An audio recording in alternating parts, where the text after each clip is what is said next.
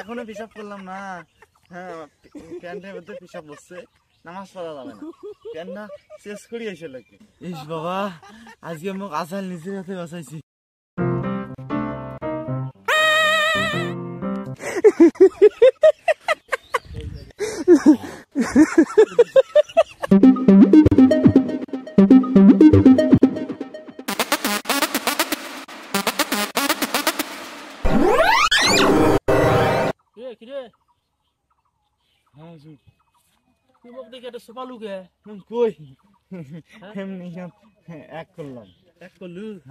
ও আচ্ছা, তা তুই রোজা আছিস?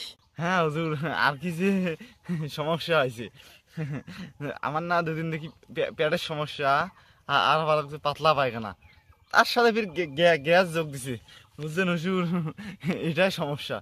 ও আচ্ছা, তোর পেটের সমস্যা, ঠিক আছে, সমস্যা নাই, চল আসলে আজানটা দিছে, নামাজটা পড়ি আসি, চল। হুজুর কি বলি, আমার সত্য সমস্যা, এখনো পিসাব করলাম না।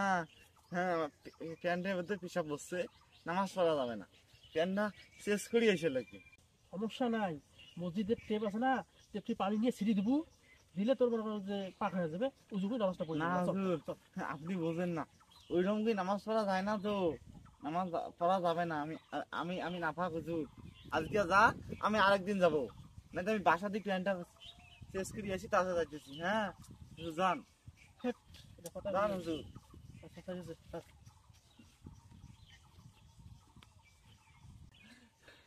ইস বাবা, আজকে মোক আসাল নিজের হাতে বাঁচাইছি।